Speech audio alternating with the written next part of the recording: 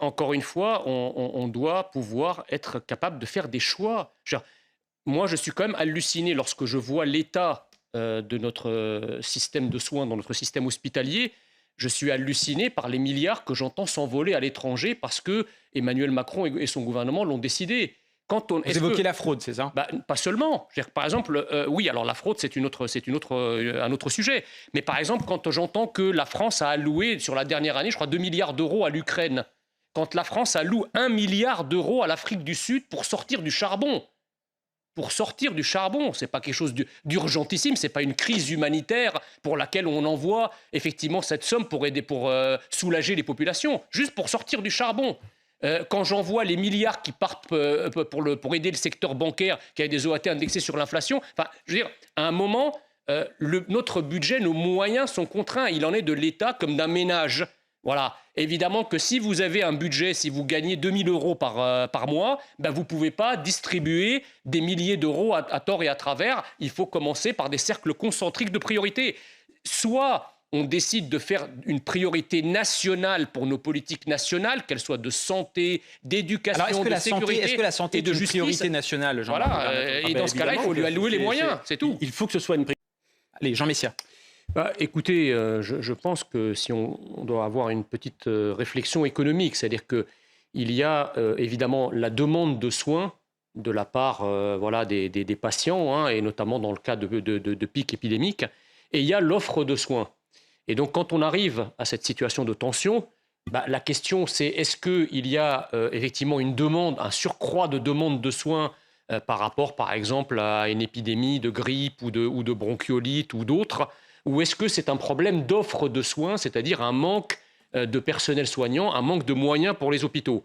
Je pense qu'il y a évidemment un pic, en tout cas une légère croissance du nombre de cas, et donc un supplément de demandes de soins adressées aux structures hospitalières, mais force est de constater que le gros du problème provient d'une attrition, je dirais, conséquente des moyens à la fois matériels et humains alloués aux hôpitaux depuis un certain nombre d'années. Donc aujourd'hui, la situation, je dirais, de la santé de manière générale, en tout cas de la santé des Français, n'est pas plus terrible qu'il y a 10 ans. Simplement, quand vous avez fermé un certain nombre de lits, quand vous avez viré des soignants pendant des mois qui n'étaient pas vaccinés, que tout ça a été découragé finalement, parce qu'aujourd'hui, je veux vous dire que pour être soignant, à quel que soit le niveau d'ailleurs, que ce soit au niveau infirmière ou au niveau médecin, c'est un véritable sacerdoce et tout le monde n'est pas prêt, en tout cas, à entrer dans les ordres de la médecine actuelle, qui est une médecine qui est un peu le parent pauvre, finalement, des politiques publiques. Voilà.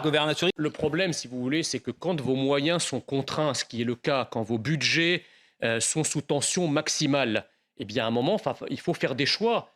Notre système de santé ne peut pas être, par exemple, ouvert à la terre entière. Il y a des poches d'économie qui peuvent être réalisées dans ceux qui se servent du système de santé. Je parle par exemple de l'aide médicale d'État. Est-ce qu'un étranger en situation irrégulière a vocation à pouvoir bénéficier de toute la palette de soins gratuitement à la condition qu'il soit clandestin? C'est ça qui est vraiment délirant.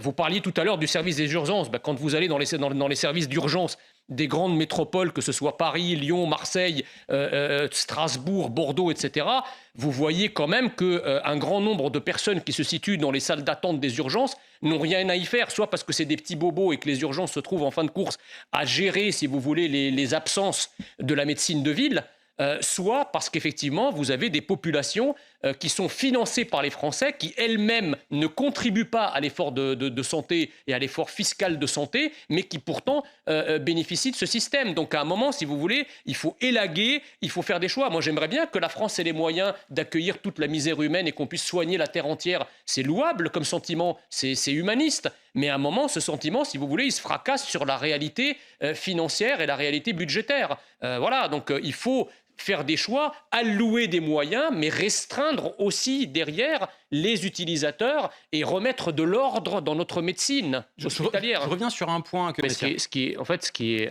assez hallucinant, c'est que le gouvernement avait annoncé en grande pompe la tenue d'un Ségur de la santé. Ouais. Donc là, tout le monde a cru au Père Noël, en fait.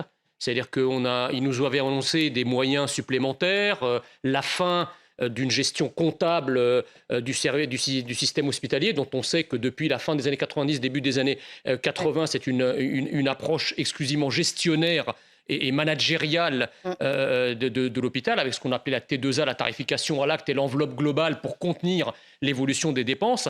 Et évidemment, on a fait rentrer le mastodonte hospitalier français, qui était certes à l'époque doté de moyens considérables, mais qui était l'un des meilleurs systèmes de santé au monde, reconnu par l'OMS pendant plusieurs années. On l'a fait rentrer dans ce corset étriqué d'une gestion purement financière et purement comptable, avec en fin de cycle, en fin de chaîne, les patients qui pâtissent de ce manque de moyens. Et en fait, le cas de ce nourrisson qui est dramatique, ce n'est que, comment dirais-je, la face émergée de l'iceberg.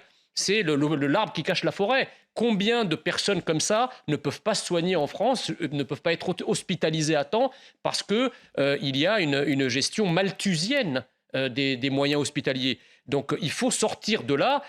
Il faut évidemment allouer à l'hôpital des moyens bien plus, comment dirais-je, massifs que ceux qui sont alloués aujourd'hui. Et c'est ce qui avait été prévu pour l'après-Covid, en tout cas, on en avait entendu parler. Si vous voulez, le problème, c'est que le gouvernement, sur tous les sujets, on parlera de Marseille tout à l'heure, que ce soit sur le sujet de la sécurité, sur le sujet de la justice, sur le sujet de l'école, sur le sujet de l'hôpital, c'est toujours des moulinets et des coups de menton, des grandes annonces en grande pompe, mais qui, au final, ne sont suivis de rien. Voilà ce qui se passe.